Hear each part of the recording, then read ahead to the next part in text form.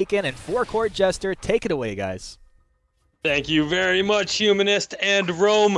And as I said, we are underway for game number 1 of our second match here tonight. It is Gangstar Serus taking on Halcyon Hammer's Kinetic, two of the older organizations in Vainglory. Halcyon Hammers and GankStars both having been around for a while.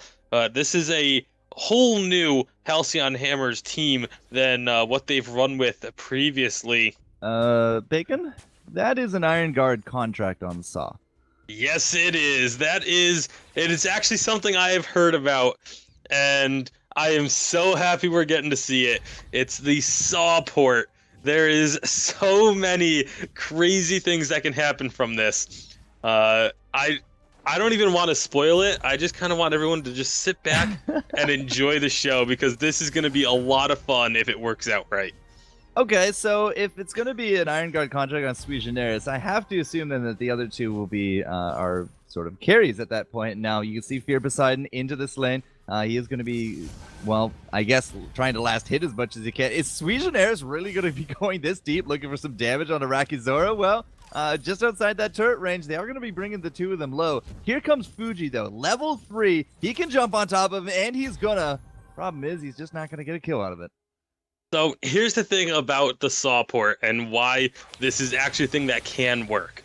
It's such a stretch pick, but it is able to be efficient because of the fact that with the Iron Guard contract, you can actually get a lot of gold onto your roamer with it. You know, we've actually seen frequently roamers actually ending up with more gold overall than their jungling counterparts on their team. So it still funnels a ton of gold onto Sui Generis, but you see right there, immediately rushing into the Stormguard banner, that gives him more damage based on how much gold he's earned from the Iron Guard contract. So it's now going to play out like a typical push comp. Oh, look at that damage. That is exactly what happens with the Saw port. The extra damage from the Iron Guard contract is crazy strong, and it's a bleed damage too.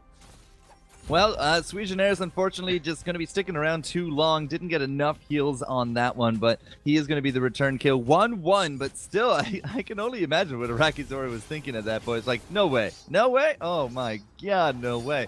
And at this point, again, here comes the full 3, and we are just overextending a little bit. Fear Poseidon not able to get that last hit on top of Fuji. He's stuck around just long enough in order to secure the 2-0, and gold will be even after that. Here comes that Saw again, but overall, this isn't going to be a huge dent to either side. I mean, Fuji and Gabe Vizzle should be able to pick up their jungle. There it is, spawning now. And Castro's just going to go back to farming herself, pretty much uncontested.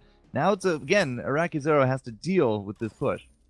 Yeah, and this is going to be, like I said, it's going to get really crazy, because obviously now Adagio is freed up to build and take all those last hits and can build a lot of crystal power, while Saw, again, the only damage he really needs is going to be coming from the Stormguard banner, which will obviously then later on be upgraded. But he's going to just be, with the buff to his attacks from Adagio, who's going to be building crystal power, so that buff's going to be even stronger. This can get really out of hand really quickly if GankStars don't start shutting it down, and we all know the way to stop this push comp is to kill Saw, but look at how quickly that turret is taking damage, and the damage onto the rest of the team as well. My goodness, this is going to be it's going to be nonstop action, because that's what you need to do on both sides, really. So I hope your vocal cords are up to task, because this is going to be a lot of fights to call. No, Castro could be too far. They do trade it out, and Arakizora and Gabe Vizzle are just on the edge of their seats. Now, this push will solidify a turret at the 4-minute mark, and Adagio gets the positioning for a kill on top of that Ringo. That's 2 more kills here to Kinetic as they want to be moving forward into this. And, geez, I mean, I've not seen this comp personally myself, Bacon, but, man, I'm becoming a little bit of a believer at this rate. I hadn't actually seen it before, but I had heard rumblings. I had heard rumors.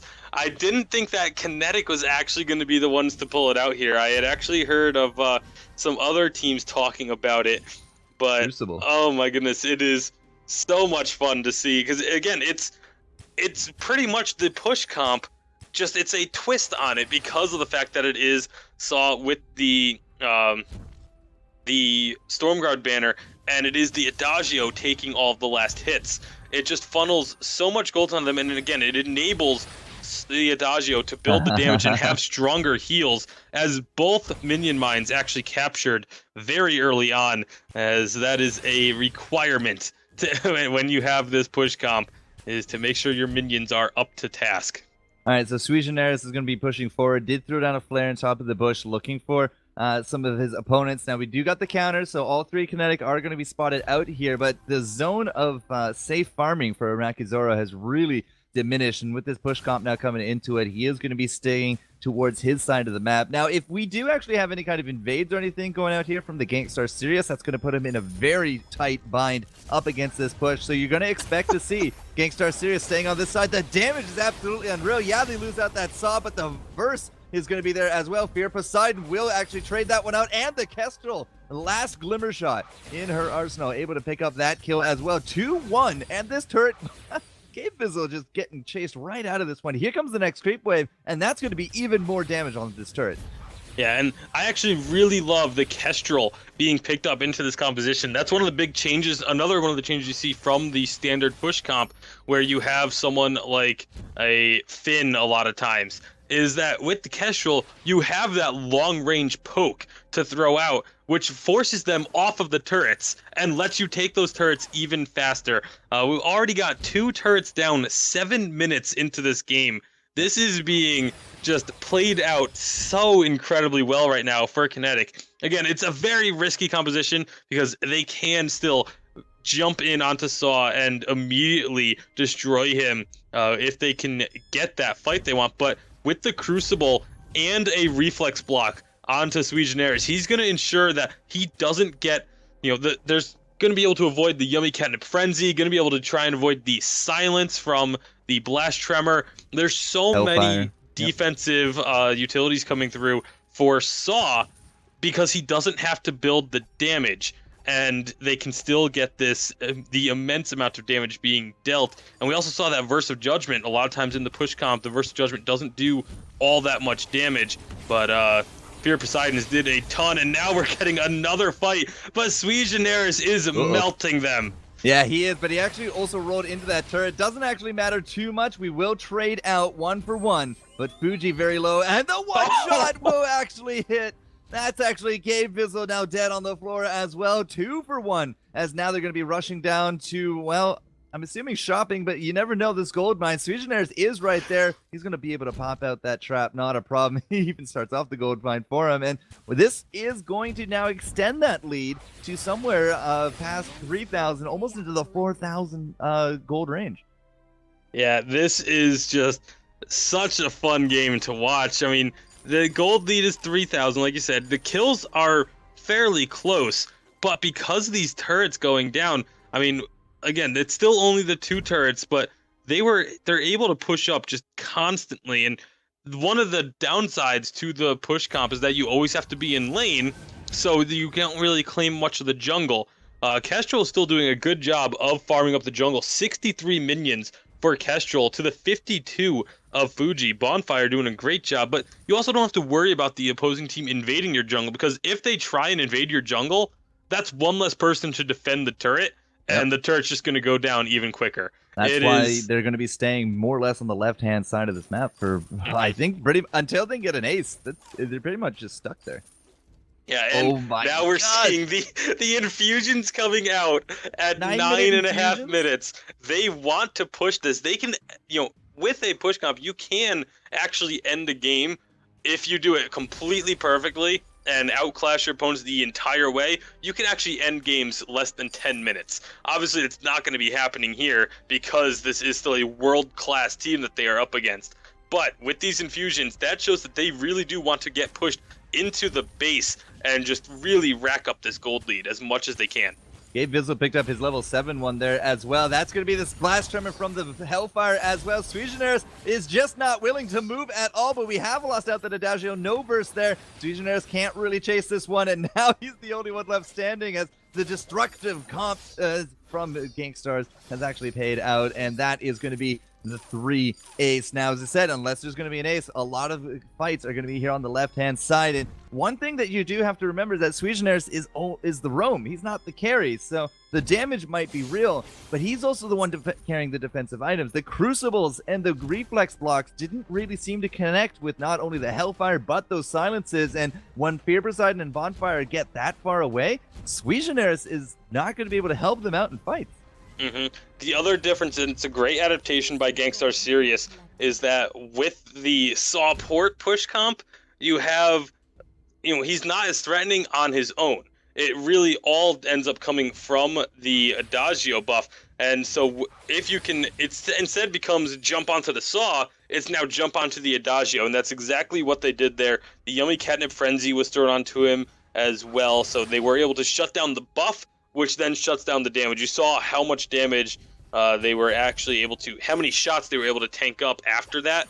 And if the buff is on Saw, then you can't take anywhere near as many shots. But they still have these infusions ticking for a little bit longer, as long as those reflex blocks and the Crucible can come out a little bit better than what we saw in that last fight. This is still going to be really strong damage from Halcyon Hammers, and look at that turret, it is gone! The turret is gone!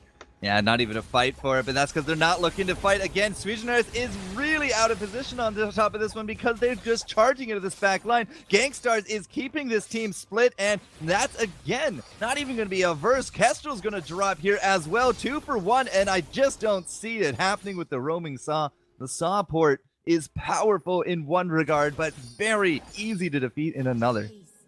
Yeah, and again, the Sweetener is just, because of that low movement speed, getting stuck on the wrong end of that fight, so far away from his allies, and can't protect Fear Poseidon well enough.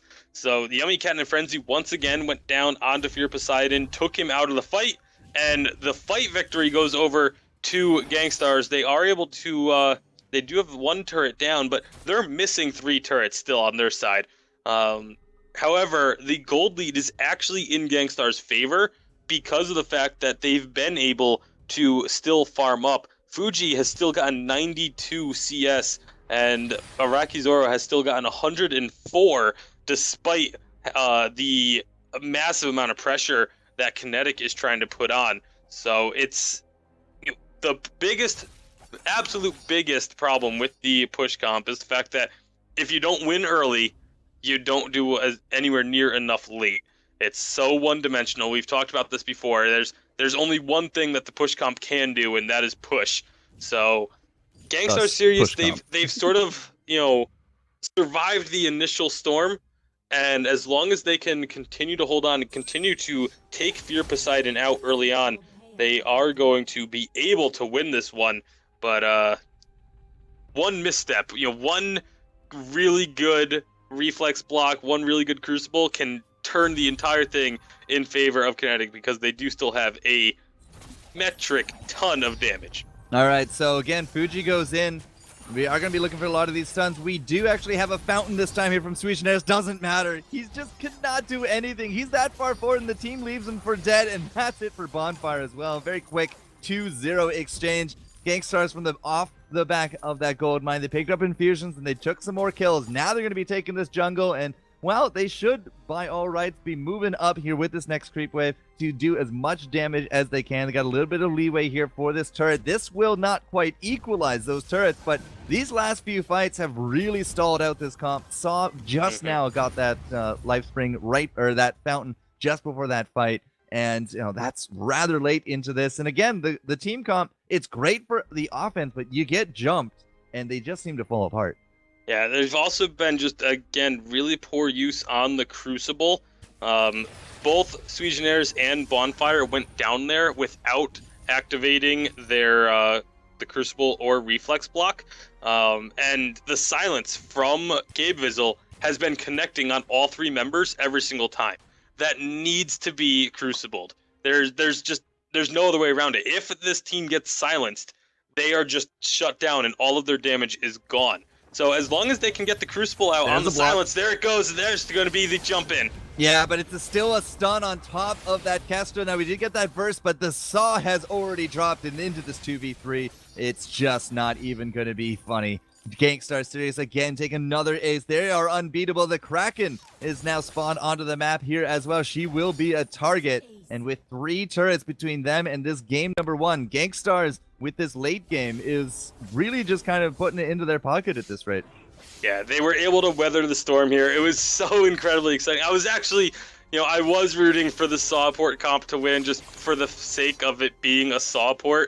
But it does look like GankStar Serus have been able to weather the storm long enough to get the answers that they need and have been turning this one on a complete 180. They now actually have a 3,000 to 4,000 gold lead and have double the kills, and now we see double infusions coming out from both Iraqi Zoro and Gabe Vizzle, and this it's not looking too good for the Kinetic side right now. And there's Koshka picking up her doubles as well. 16 kills in 16 minutes. GankStar Serus now looking for this push. There are 3 turrets between them and victory, and Bonfire and crew who have been vastly stalled out, and they've lost a lot of that momentum, a lot of that gold gain. Can they hold on top of this one? This, in theory, the defensive posture is their best that they're going to get out of this, but there's the Hellfire again. Big silence from Sweegenaris. He does actually block it that time, but here comes the rest of the stuns, and Sweegenaris again just not really able to be a part of these fights. The Adagio goes down. There goes the Saw into the back of it as well, and a very healthy Kraken going to be pushing down here. The one-shot gets blocked by Gabe. It's not a kill for Fuji. And with 2 turrets still standing and Bonfire, could this be game right here now? Yeah, this very likely will be. Bonfire's not going to be able to hold this one off. That's going to be the ace. And with Kraken still extremely healthy, Gangstar Serus, it looked dire at first, but they weather the storm. They survive past the early game of the Sawport push comp and deny that unique, we'll say, composition from its victory. And Hal Sandhammer's Kinetic, they're going to have to go back to the drawing board because they definitely tried to catch Gangstar Serus off guard with that composition, and it did not work out. Now, Sirius last time in the last qualifier did defeat Kinetic, and so far Kinetic bringing something new to the table. It's not enough. We got to see what else is up their sleeve as we're going to throw it back to the layer. So I want to know exactly everything about this comp.